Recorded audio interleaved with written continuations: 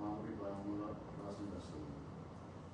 İçtimai profilaktik xulosalarning obod va xavfsiz mahsulotlar tamoyildan asosiy respublika mahsulotlarda xavfsiz muhitni yaratish mexanizmi belgilash to'g'risida qo'shma qaror ijrosi ustidan nazorat qilish borasida olib borilgan ishlar o'rganib borildi va bunda qo'shma qaror bo'yicha profilaktik inspektorlar tomonidan 14 ta toifa bo'yicha jami 3575 ta xulosalar berilgan. Bundan profilaktik inspektorlar o'zlariga 712 nafarga 86%, hokim yordamchisiga 543 nafarga 86%, xotin qizlar faoliga 1092 nafar 91%, yoshlar yetakchilariga 517 nafar 90%, ijtimoiy xodimiga 667 nafar 96%, sog'liq inspektoriga 37 nafar 91% ga qo'shma xulosalar tasdiqlanib ijrosi ta'minlangan. Probatsiya xizmati bor.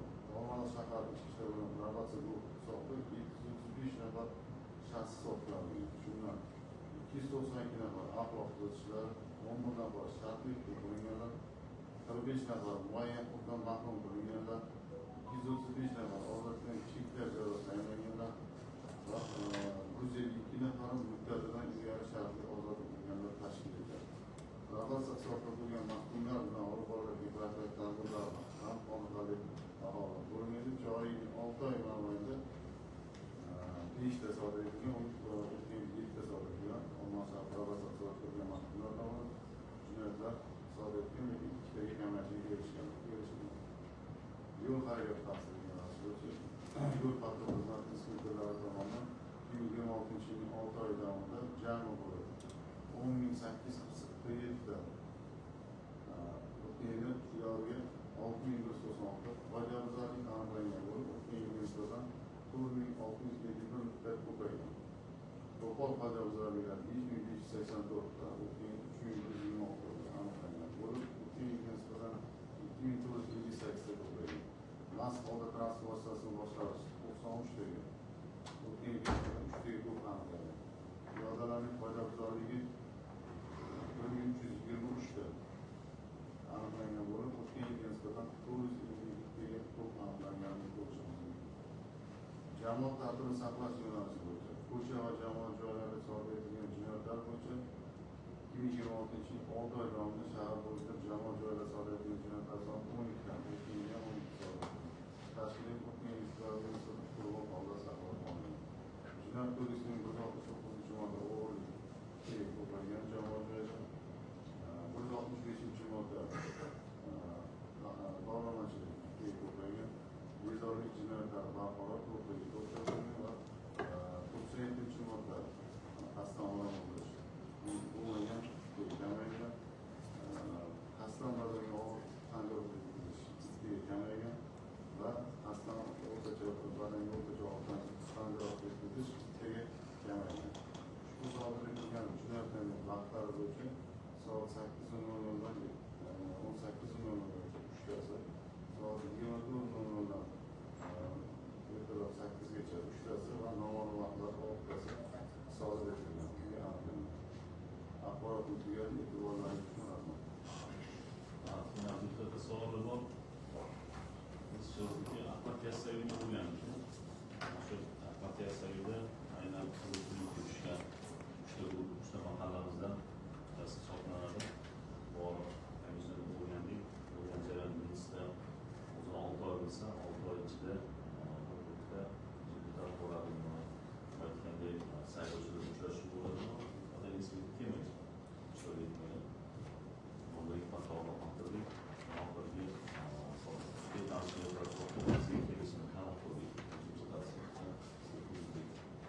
tushgan munosabatlar kelib uchrashdik. Bitta o'ta muammo shunday borki, o'sha 7talikda mahalla raisi yo'q. O'z boshimchalik bo'lgan, kecha mahalla xalq uyushmasi rahbariga ta'kidladi. Profilaktik inspektor bilan mahallada 7 umuman orasida tuzuk bog'liq ishlashmayapti. Savol javob bo'lgan paytda noma'lum vaqtda to'g'ri qiziq bo'lsa chiqib ketishi mumkin, lekin aynan butun joyida bo'lsa haftada 3 marta kelib faqat ruxsat ko'rib ketishi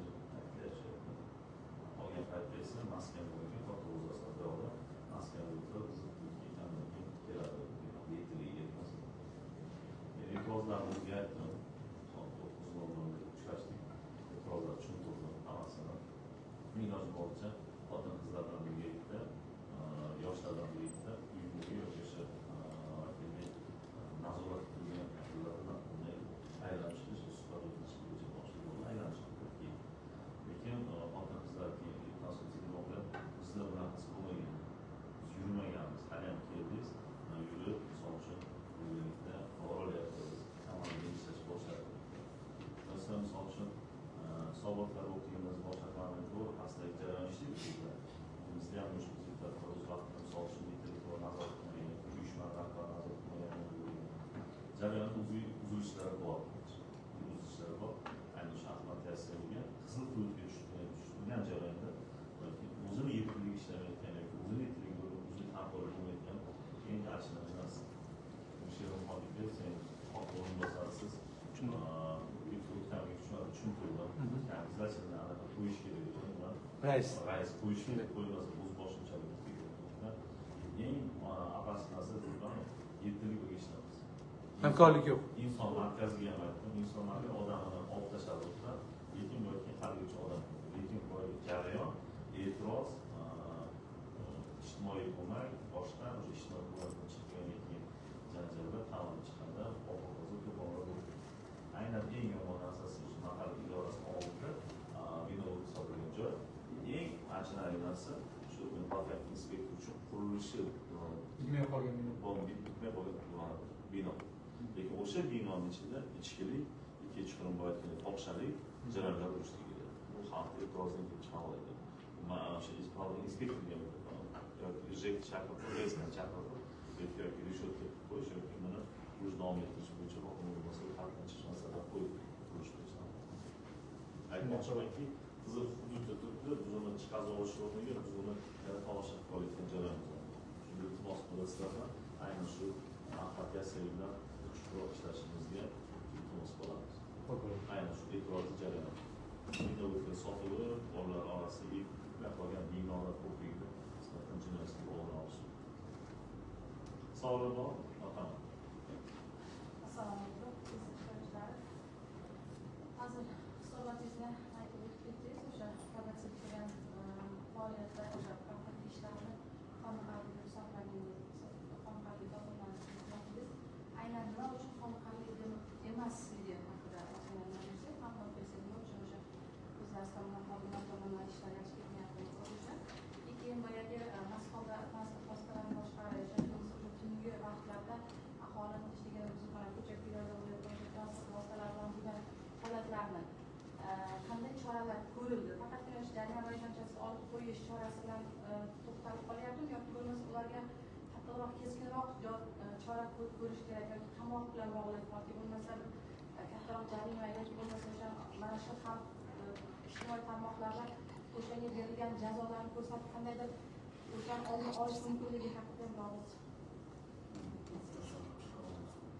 Promotsiya masalasida nima qoniqarli deb hisobladik, chunki baribir yuzta shaxsning promotsiya hisoblanib mahkum hisoblanib jazomada hisoblanadi. Eng nazorat qilish uchun oltita qonun qo'yilgan. Oltita qonun barchasi shikoyatni amalga oshirish, lekin shunga qaramasdan 5 tasi tomonidan qayta jinoyat etishga yo'l qo'yilgan. Bunda har bittasi 5 ta degani har bitta holatda xizmat qilishga qonunga nisbatan. Ya'ni ularning vaqtida bor, aylanmagan paytlarda hamkorlik keskin qo'yilmagan o'sha hisobga 5 ta mahkum tomonidan qayta jinoyat sodir etishga yo'l qo'yilgan. Qayta jinoyat sodir etib, qaytadan tergov qaytaga o'tkazishlarga nisbatan yana ikki tomonidan jazo choralari ko'rilgan. Yana ma'lumot tekshiruvlarimiz, ya'ni ashaddiy qonun buzilishi, belgilangan cheklovlar buzishi oqibatida bir necha promotsiya ro'yxatda turuvchi shaxslarni sud tomonidan belgilangan jazolar og'ir jazosiga o'tkazilgan va mahkumiyat jazoni ijro etish muassasalariga qayta yuborilgan. Shuning uchun biz har bir holat ham uchun qoniqarli deb hisoblanamiz. Agarda hech qaysi tomonidan jinoyat sodir etilmaganida biz buni qoniqarli deb baholadik va bizning yaxshiliklarimiz bo'ladi. Hozir bir nechta xizmat qilishga xodimlarga nisbatan va o'ziga tegishli xulosa chiqargan hozir nazorat kuchaytirilgan. Ikkinchi masala o'sha yo'l harakati xavfsizligi haqiqatan o'tkazilgan nisbatan снижение o'talarni ancha kamaygan hisobotlardan ko'rilgan kamayishga erishgan, lekin ma'muriy choralar, ma'muriy bayonnomalar keskin oshgan sabab avtomashinalarimiz juda ham ko'payib ketdi, yana qo'shilyapti. Bundan keyin haydovchilarga qo'shilyapti, lekin qoidabuzarlik to'xtamayapti. O'rnatilgan kameralarga nisbatan, olib borilgan tarovatlarga nisbatan mana bu qoidabuzarliklar aniqlab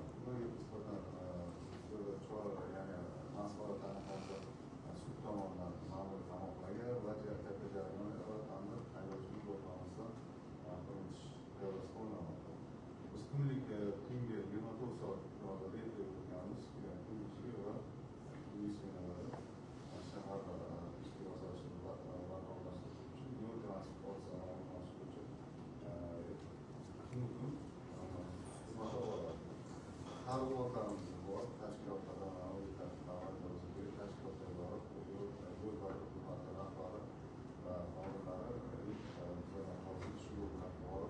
Targ'ibotlar o'tkaziladi. Maktablarda asosan maktablarda o'tkazildi. Hozir maktablar maktablar qo'yilgan. Hozir to'xtatib turibdi. Ya'ni boshlangan bo'lsa, avgust oyidan biz maktablarda targ'ibot kuchaytiramiz. Chunki juda to'rtta maktab bo'ladigan bo'lsa, ishki yo'llarda joylashganlar bor. Asosiy yo'llarda joylashgan yo'llarimiz, peshxodlarimizni shu atrofda o'shalarni bo'yicha ularda ham targ'ibot ishlar va asosan to'planadigan bolalar atrofidagi haydovchilar, maktablar hammasida targ'ibot xizmatiga kuchaytirib olganimiz sababli yo'l transport hodisalari kamaygan. Ancha kamaygan,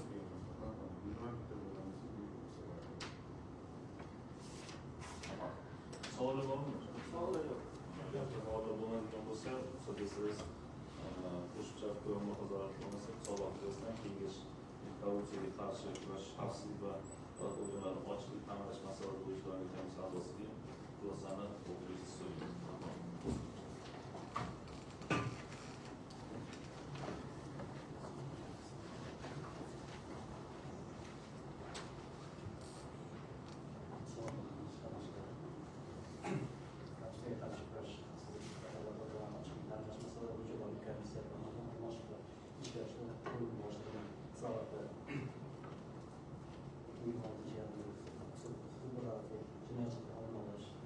jamoat xavfsizlik ta'minlash va tadbirlar tashkil etish bo'yicha amalga oshirilgan ishlar yuzasidan hisobotlar tarafdan ko'rib chiqildi.